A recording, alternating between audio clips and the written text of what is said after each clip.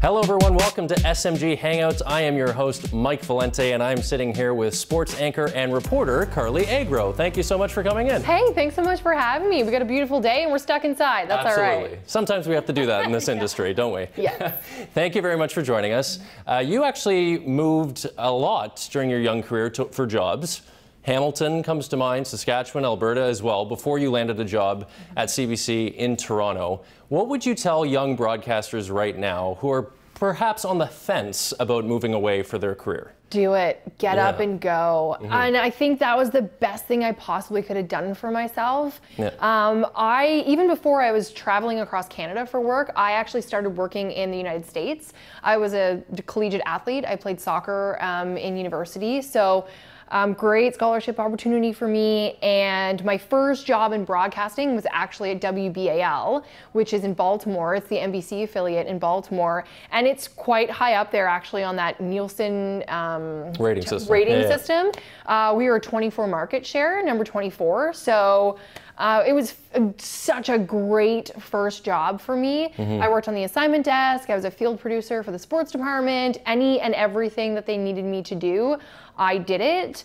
And yeah, moving around is really the only way that at least that I got the opportunities that I got, because I went to the places that no one else was really willing to go. I didn't have a problem packing my life up in 2 boxes and shipping them out to Lloydminster, Saskatchewan. You learn a lot about yourself, right? It's not just a professional experience, but a personal experience. Yeah, and I think the thing is, like, you just never know the relationships that you're going to develop that are going to come and help you in the future. Case in point, Scott Hartnell's from Lloydminster, Clark MacArthur, Hall Lloyd Home, Braden Holtby. So I can remember doing the Hartnell and MacArthur Celebrity Golf Classic. And that was the first chance that I had to sit down with Scott Hartnell and Clark MacArthur.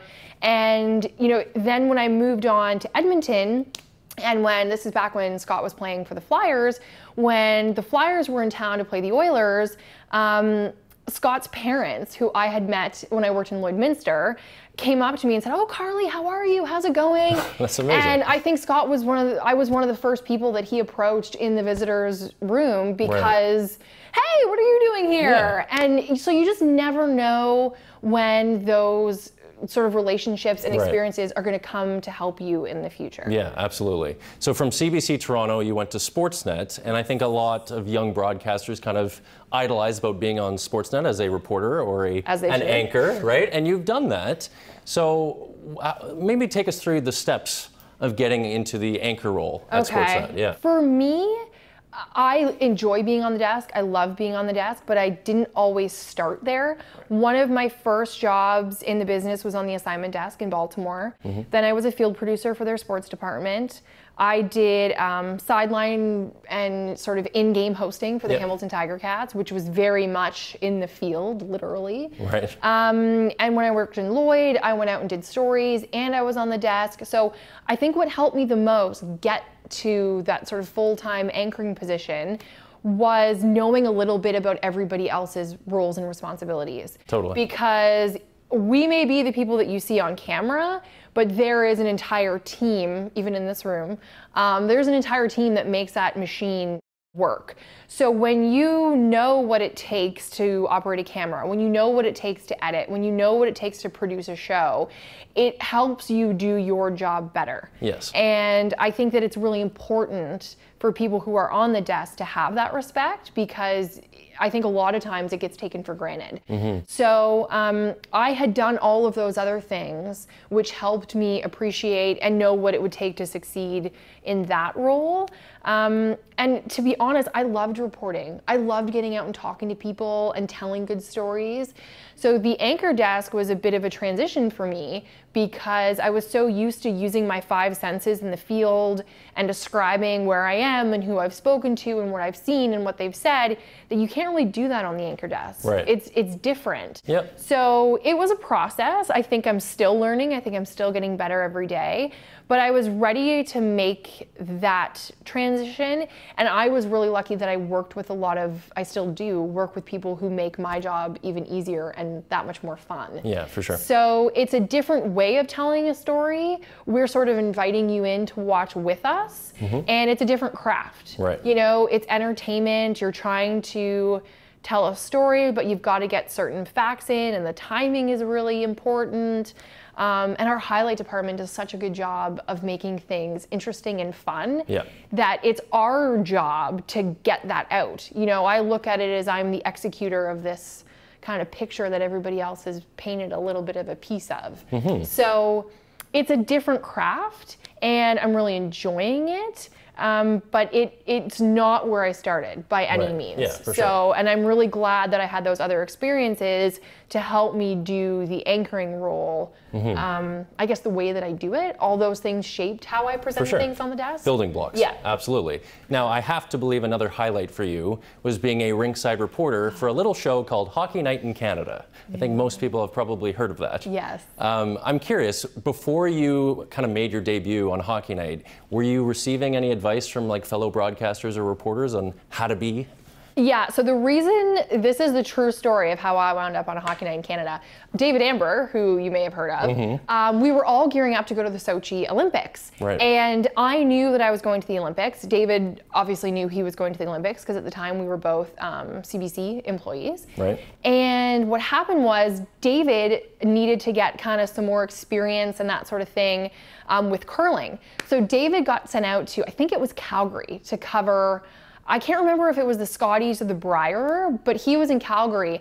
And I remember getting a call, I think it was Shirelli who called me, and he's like, hey, Agro, like, what are you doing on Saturday? And I'm thinking, I don't know, like, whatever you tell me to do. It was like, want to do Rinkside? And I was literally in my dressing room. It's not like it was my personal dressing room. Yeah. Let me just get that out there. I was in the dressing room gearing up to do the morning show for CBC Sports. And I was just like, I'm sorry, what? And like, there's no one in the room. There's just this mirror, and I'm like, don't freak out, don't freak out. Like, be cool, be cool. Yeah. And I'm like, yeah, of course I want to do it. And that's amazing. Yeah. Surreal, obviously. Totally surreal. And I can't remember if it was Shirelli who called me or Joel Darling, because I was so like, that even the person who was speaking to me, like, I don't remember. I remember what they said. Yeah. So that was kind of like too good to be true sort of thing. No, absolutely. Yeah, and what an experience it actually was. Yeah, for sure. Yeah. Do you have any advice for other on-air people right now, maybe young people coming out of school that want to be in front of the camera, how they can improve their skill set, how can they improve their delivery? Where do I start? Like, what were some of the things that you kind of worked on when you were younger? Okay, I think the most important thing that I would say is be yourself. It is, we have so many resources now. You know, there's YouTube, obviously there's all these different people presenting sports. Yeah. But one thing that no one else can do is present things the way that you would.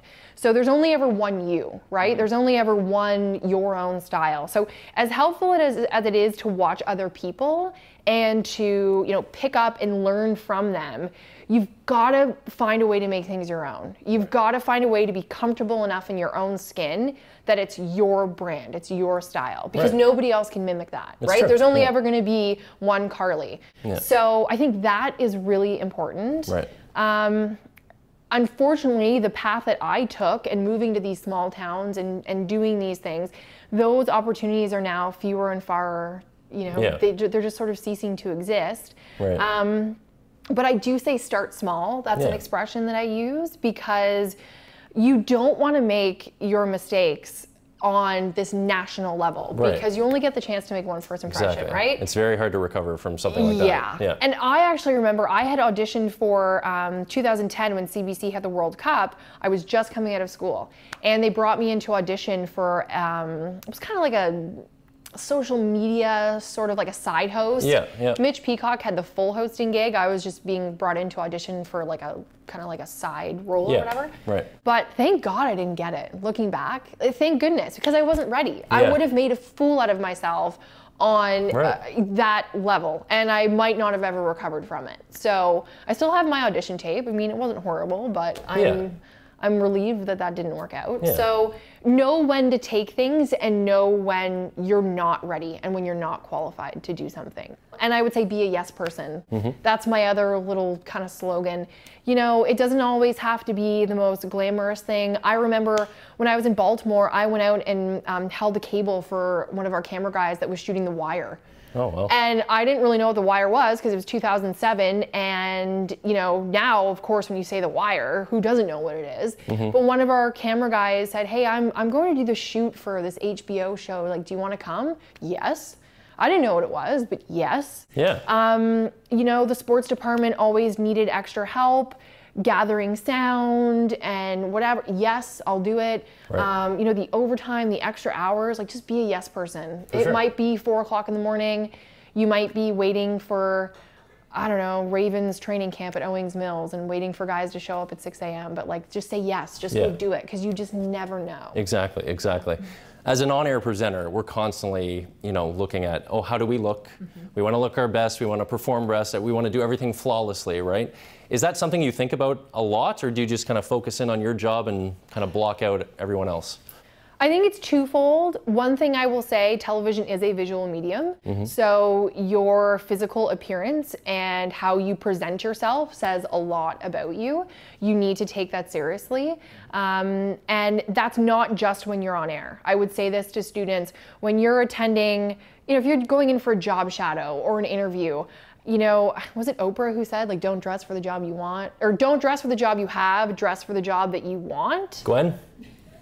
Can we get a check on that one? One of our producers here loves Oprah. We'll check on that. Yeah, so, but that, you get my point, right? I've met with students before who've come in jeans and a t-shirt, and I'll be blunt, it rubs you the wrong way. Yeah. You always want to leave, you know, someone with, wow, I'm really impressed with how. Exactly. And unfortunately, you know, appearance, we are in a visual medium, so it is important. Right. On the other hand, when you make a mistake on air, or when, you know, oh, maybe I've got a hair out of place and I look silly, people at home watching you aren't stupid, right? So if I've got messy hair, or if I had something in my teeth, like, that's one thing I think Carolyn, Cameron, and I are really good at. We will call each other out for that, but we'll address it, because people at home aren't stupid. If your tie's messed up, they're like, oh, hey buddy, like, let's fix that one before the next time. Like, you've got to learn to roll with those punches and incorporate it, because when you're honest, I think people relate to that better. Yeah. So and you nobody's don't have perfect. to take it personally. Right? Yeah. Oh my goodness. Yeah. You got to learn that real quick. Exactly. It's not personal. Absolutely. Yeah. We very much appreciate your time. So thanks very much for coming in. Thanks so much for having me, and good luck to everybody out there. Just don't take my job. Not yet. I think that's fair. Thank you very much. Carly Agro, everybody, here on SMG.